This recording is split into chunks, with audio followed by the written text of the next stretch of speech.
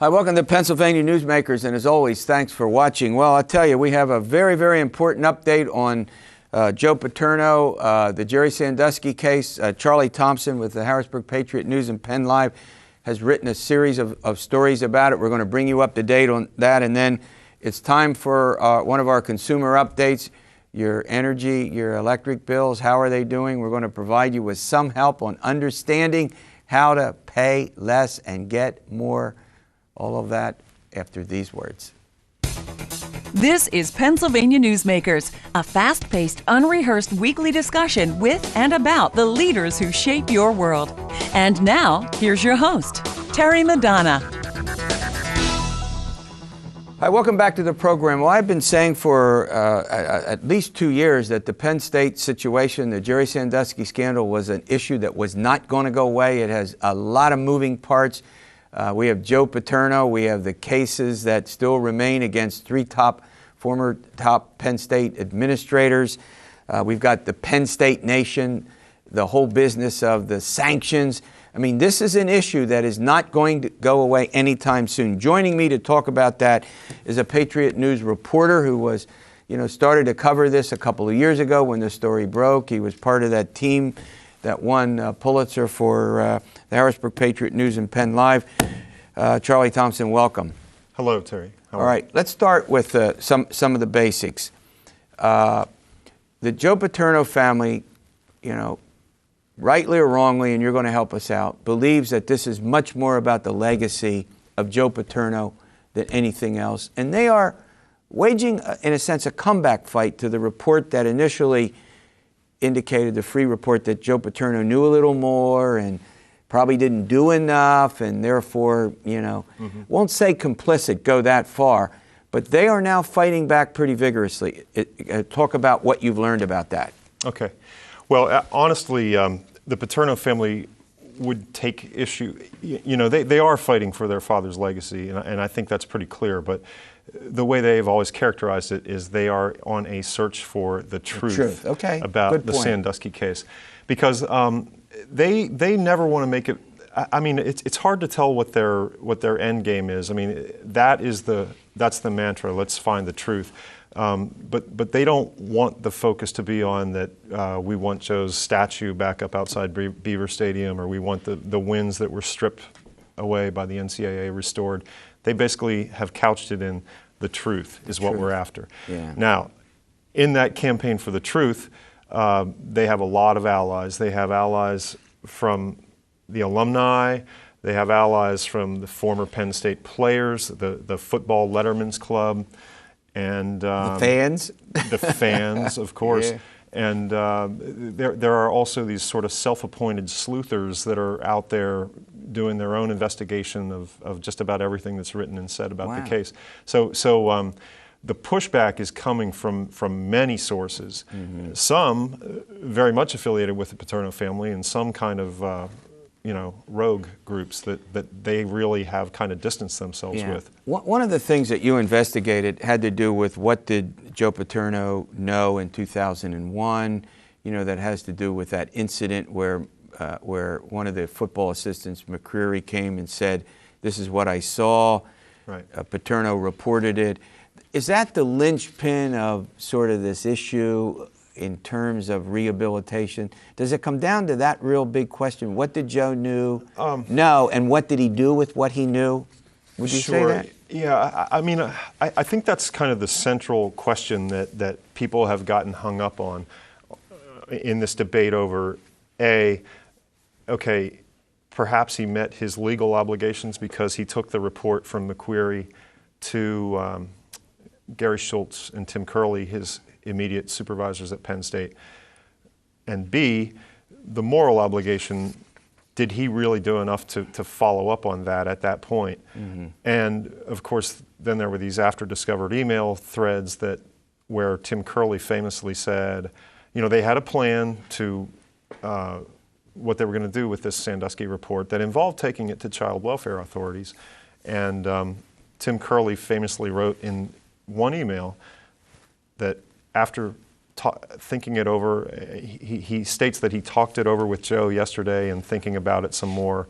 I am uncomfortable with our plan, and he then proposes an alternate plan that says, let's talk to Sandusky first and tell him we want him to get help, and basically what now, evolved Curley is into the handling athletic it director internally. that Paterno reported to, Right. correct? Okay, Right. who's one of the folks who's also been charged with a cover-up. Go ahead. So this whole question of what was that conversation between Tim Curley and Joe Paterno, and what was Joe Paterno's part in that? Was he basically the iconic football coach saying, Tim, we can't risk this bad publicity.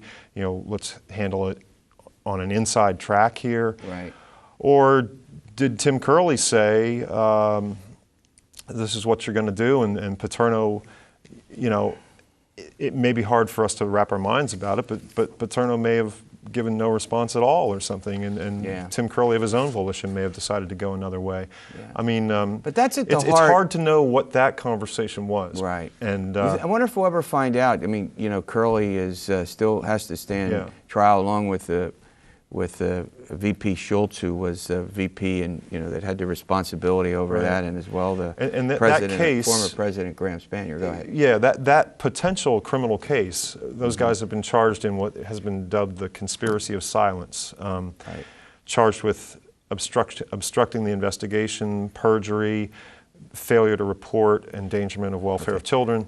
That case may be one of our next best chances to shed more light on that. All right, talking with Charlie Thompson, who's written a series of stories about this. He's continued to follow this very closely. I have a couple more important questions for Charlie. One is, what about the Penn State Board? Did they act too quickly? Charlie will help us understand that after these words.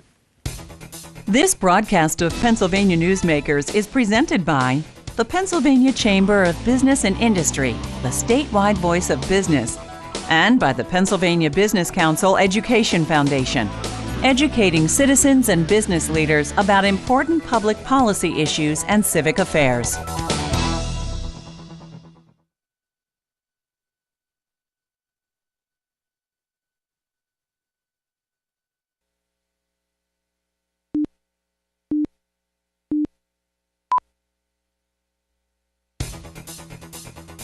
This broadcast of Pennsylvania Newsmakers is brought to you by BetterSaferRoads.com. To voice your support for safer highways and less traffic congestion, visit BetterSaferRoads.com. And by the Pennsylvania Manufacturers Association. Business in Pennsylvania is our business. Hi, welcome back to the program with Charlie Thompson on the Penn State scandal. All right, look, we get this issue about all sorts of things about the Penn State Board of Trustees. They acted too quickly. Questions about the free report, which we'll get into in a moment. They fired him, Joe Paterno. They accepted these NCAA sanctions. Talk about that a little bit. Mm-hmm. Question, where did they act too hastily? In firing Paterno, what's your research found out? Well, I think that question is only best answered in the eye of the beholder, because I think they clearly did act hastily in firing Paterno, and you can get a good argument on, did the guy after 61 years deserve a little bit more of a chance to explain his role in the situation, as opposed to just getting a late night phone call after a special meeting of the Board of Trustees. Yeah, I think it's, in hindsight, it's easy to say, sure, of course he did. But, you have to remember what was going on there. I mean, it was a media feeding frenzy, the likes of which nobody at Penn State had ever seen before. They were getting pounded in the 24/7 news cycle, and they reacted.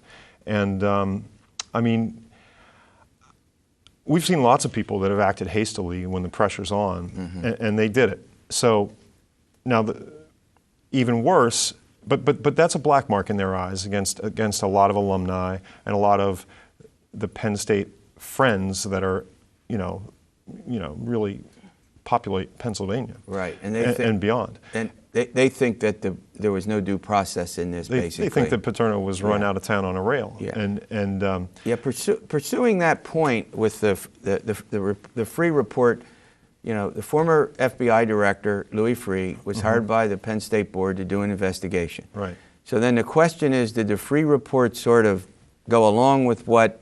To justify the board's actions, or was it a real investigation? Right. Continue that. That's an important point. So Free was hired about a week to 10 days after the initial actions of firing Paterno and ousting Graham Spanier. And I think... honestly, that if you look at it objectively, I mean, that Louis Free report, while not perfect, is still the most comprehensive look at what was going on at Penn State contemporaneously to these Sandusky crimes that we've seen so far, with the possible exception of the state prosecution's investigation. Yeah. Well, what about the report from former Governor Dick Thornburg, who said it was a rush to judgment, that the Free report contained inaccuracies as well as they didn't pursue? Sure, and the Paterno report, they hired Dick Thornburg and a few other experts to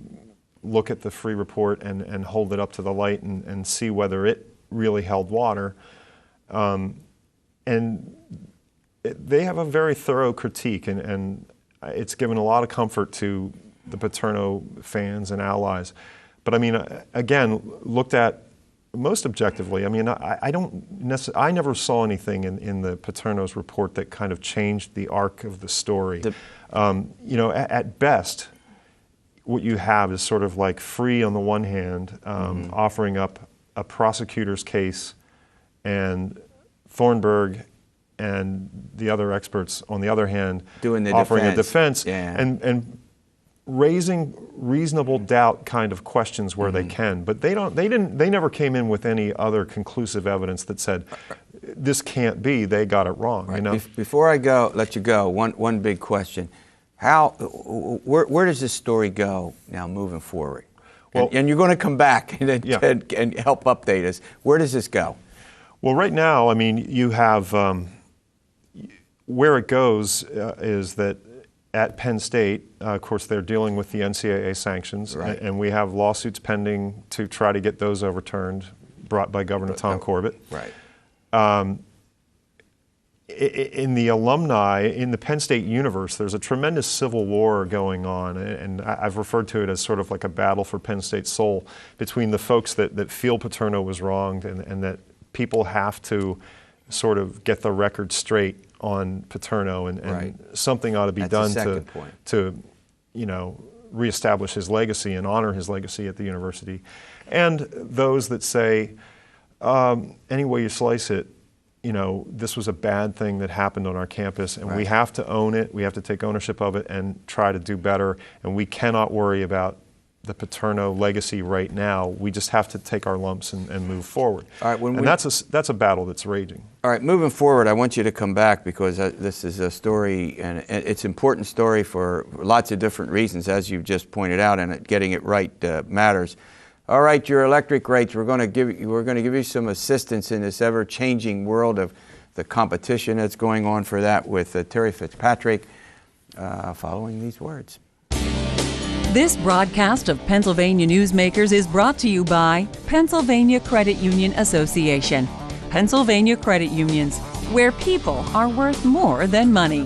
To find a credit union that is right for you, check out ibelong.org. And by the Energy Association of Pennsylvania, Pennsylvania's energy information source.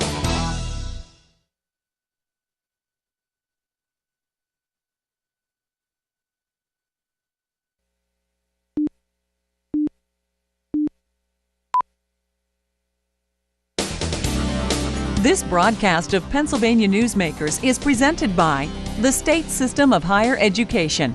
14 state-owned universities. The state system is the largest provider of higher education in Pennsylvania. And by the Hospital and Health System Association of Pennsylvania, working towards a healthy Pennsylvania. Hi, welcome back to the program. Well, joining me, as often is the case, is the President and CEO of the Energy Association of Pennsylvania. We love to have him on because he was also on the Pennsylvania Utilities Commissioner, so he knows all the inside, in and outs of all this stuff that we're going to talk about, consumer-oriented activities relating particularly to electric rates, which is what we're going to talk about now. Gee, I'll tell you what, you said when some correspondence we had, you talked about the number of calls you're getting. Guess what? So are a lot of other people about utility rates. This is confusing, Terry. Am I right or wrong about it to most people? Well, it takes a little bit of effort to sort through it, but it's good stuff. You have a choice. Yeah. I mean, Well, that's what true. we're talking about Good here. point. You don't have to buy your power or your natural gas or your electricity from your utility. You can if you want to, but you don't have to. You have choices, and that's a good thing. Well, let's talk about the do's and the don'ts in these choices. Okay, so I'm at home. I have a utility. I won't mention it. No self-promotion on here for promote. I get a call and I get an offer, or I get a solicitation in the mail. What are the 3 or 4 things that the folks out there should look at when they get this call or get an email or get a solicitation of some kind about electric rates? Well, I think the first thing is it varies by the individual, but you have to know what you're looking for. I mean, obviously most people, a lot of people, maybe most people will be looking for a lower price. So what you ought to do there is see what price the competitive supplier is offering you. And you can go to the PUC's website and you can find out what the price to compare is of the utility and find out whether you can save money or not. You also have to compare what sort of term you're looking at. Are you looking at a 1-year deal, a 2-year deal? Do you want some price stability? You might be willing to pay a slightly higher price if it's going to be locked in for a longer period of time. On the other hand, you may want renewable energy. A lot of people are buying or willing to pay more in order to have renewables, and that's one of the options that's out there in the competitive marketplace. So you have to know what you're looking for first, and then you can do things. Go to the PUC's website, or you can call the PUC or the Office of Consumer Advocate and talk to them about it as well. Now, one of the other considerations that is how you get often these promotions that say sign up and we'll give you this current rate, and then later it may be something else. How important is that to know how long you get locked into a certain rate and then conceivably what could happen afterwards? Well, sure. That you need to look at that as well. You need to look at all the terms of the offer and try to weigh that. And you have to know what's important to you. Some people like getting maybe a $50 gift card up front. Some people like I think there's at least one supplier that's offering free usage on Saturday. So if you can shift your usage there, you might save a lot of money. So you have to know what your own priorities are first of all. Yeah. Big question, global question. Right. More shopping, less shopping since all this went on? Shopping has really increased. In the past few years, as the rate caps have come off, we're now about 3-4 years out from that. What you saw was there wasn't a whole lot of shopping, at least in some utility territories at that point, and it was kind of uneven depending upon the history of each utility. Some came out a lot earlier so that their customers had realistic choices more than others, but you're really seeing it increasing. The big customers are almost all shopping. Yeah. And in fact, if you look at the amount of electric load in the state, right now about 60 to 70% is being bought on the competitive market, not being bought from the utility anymore. Residential customers are kind of the toughest ones to market to because of the marketing costs, because there's so many and they tend to be more conservative, but even with them, we now have about between 30 and 45% of those customers shopping as well. So there really has been great progress here. All right, we're talking with Terry Fitzpatrick. We're going to come back. I want to talk in general, whether there's some safety issues involved and where we might see, what are we doing with sort of natural gas expanding, decline, prices are down a bit. You're going to shake your head yes at that? Yes. And what that all means, not just for the utility, but for you. This broadcast of Pennsylvania Newsmakers is presented by Highmark Blue Shield, changing the way health plans work for business with a variety of plan options for employers and more choices for employees. Information is available at highmark.com. Have a greater hand in your company's health. And by the Pennsylvania Healthcare Association, the future of long-term care.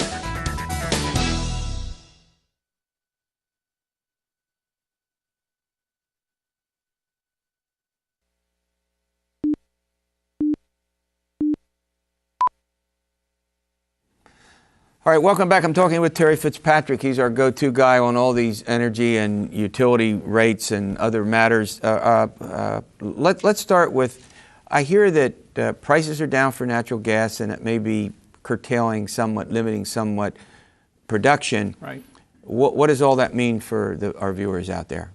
It means low prices on your natural gas utility bill and also on your electricity bill, because electricity generation is increasingly done by burning natural gas. So, you know, these are the benefits, I think, of the Marcellus and the development of that type of energy resource right in our backyard. It has helped to keep those prices down. Now, the utilities still have to do things with their infrastructure. Sure. You still have to build lines. You need to put new pipes into the ground, and that's a very important thing for us to do. So that can cause some upward pressure on rates. But when you look at your overall bill, the good news is that the supply prices are down. Now let me ask you, this is a question out of the blue. You and I don't know if I've ever asked you about this, but I don't know if I like these out of the blue questions. I'm the host. You're the, Okay. Come on, you can answer all these. You're the expert. Give it a shot. Cars, natural gas, where are we going with that? Where do you think we're going? I mean, they say we don't have, you go into a filler up, there's no place to get in that. I mean, is that the wave of the future, you think, with all the natural gas? Hard to say. I think it's making some progress. I think I think it's easier to do it with fleets. And I think a lot of governments, for example, and transit authorities are switching to gas. That way you can have a refueling station to take care of that. As far as being able to drive across the state and do it, you and I with our cars switch to natural gas, well, it's tough because the infrastructure is very expensive to build. And you have to know that there's going to be a market for it long term. And, I think there's going to be, I think, we'll start to see that in the future. But it depends what happens with these prices. Yeah, but I mean, we have about a minute or so left. Sure. But look, we want to be free from on foreign oil. We all agree there. It's a security question as well. Correct. Number two, we have plentiful supply of natural gas, which is, tell me if I'm wrong, less toxic to the atmosphere. Am I right about that? There are environmental benefits. There's less emissions from burning gas. I'm not saying there isn't any. And other fossil fuels. We're not suggesting there isn't any. Correct. But it would seem but we pay a higher cost sometimes for importing oil than we might in making these infrastructure changes that you're talking about. Correct. Yep, you agree with that? I do agree. All right. Final question. We have about 45 seconds. Safety concerns, Yes. update. Where do we stand on that? Well, I think it's important to emphasize with the summer coming around here that folks get active with projects outside. Maybe they're digging in their yard or using ladders, trimming trees. And just want to make the point, it's think about safety. Well done. Before digging, call 811. You don't want to hit a utility line. Watch ladders around power lines. Stay about 10 feet away. Stay safe. Thank you. We'll see you next week for another edition of Pennsylvania Newsmakers. And as always, stay well and watch where you dig.